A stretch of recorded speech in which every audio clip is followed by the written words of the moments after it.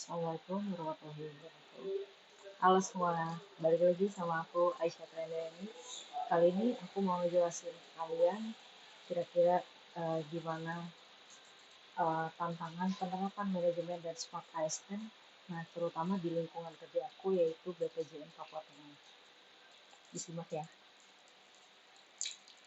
Yang pertama yaitu kurangnya efektivitas penyelenggaraan beban tugas. Ini merupakan isu yang pertama, di mana di sini itu distribusi beban kerjanya itu uh, distribusi di sini itu data di sini itu terdapat data di mana distribusi beban kerjanya itu tidak merata, lalu waktu penyelesaian tugasnya itu melebihi service level agreement, jumlah pekerjaan yang menumpuk, tingkat produktivitas pegawai yang juga rendah, dan fakta-faktanya di sini itu tidak adanya keterbaharuan dari analisis beban kerja, koordinasi antar pegawai yang lemah, dan juga SOP pelaksanaan tugas yang tidak jelas atau kurang dipatuhi, sehingga berdampak terhadap penurunan produktivitas, kualitas pelayanan publik yang rendah, terus terhambatnya penyelesaian infrastruktur, dan juga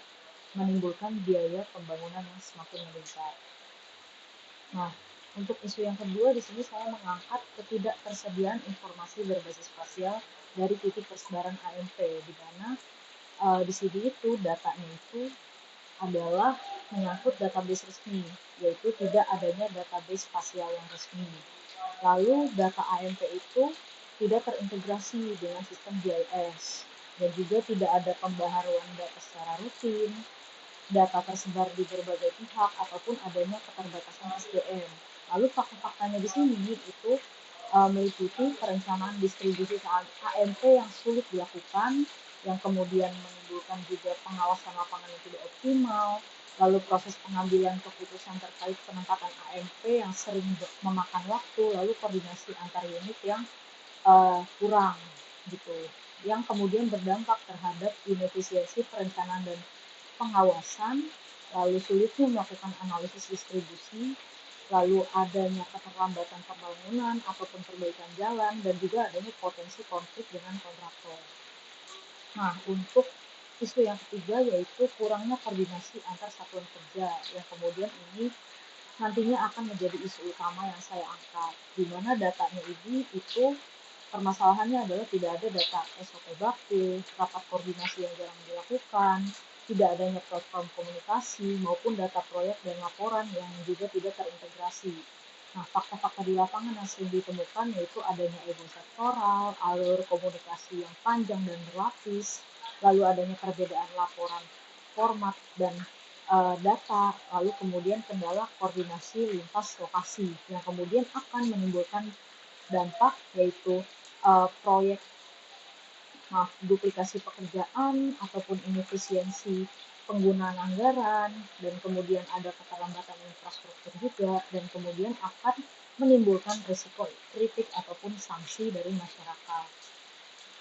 Nah, untuk teknik tapisan isu yang saya gunakan di sini itu saya menggunakan teknik tapisan yaitu USG, di mana di sini urgency dari ketiga isu di sini saya berdasarkan analisis teknik tapisan isu ini yaitu terpilih isu yang ketiga, yaitu kurangnya koordinasi antar satuan kerja. Di sini urgensinya itu bernilai 5, seriousness bernilai 5, growth bernilai 5, lalu mendapatkan total skor tertinggi yaitu 15. Lalu mengapa di sini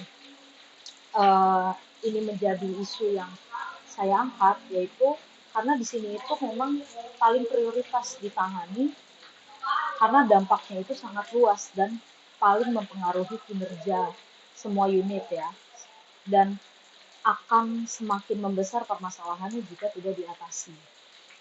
Nah, untuk teknik analisis isu di sini saya menggunakan yaitu family tree, di mana di sini itu kurangnya koordinasi antar satuan kerja tadi nantinya akan menimbulkan adanya dampak yang begitu besar, di mana di sini itu berupa miskomunikasi output pekerjaan yang akan dihasilkan, dan itu tentunya akan menimbulkan dampak yang sangat besar, bahkan bisa sampai ke masyarakat. Nah, kurangnya koordinasi di sini itu karena adanya kepemimpinan dan pengawasan yang lemah, komunikasi yang kurang efektif, maupun budaya kerja sektoral.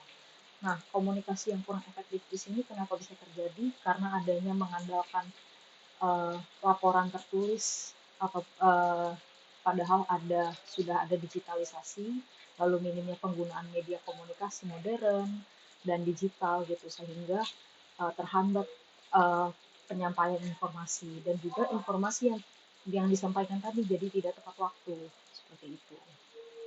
Nah, solusi-solusinya yaitu yang pertama kita itu harus membentuk mekanisme yang jelas dan juga adanya pemanfaatan teknologi kolaborasi, rapat koordinasi yang efektif, peningkatan soft skill dari ASN sendiri, monef koordinasi maupun mendorong budaya kolaboratif antar unit sehingga semuanya bisa terselesaikan dengan baik, tidak ada kurangnya koordinasi lagi. Nah, kurang dan lebihnya mohon dimaafkan dari saya. Terima kasih. Bye bye.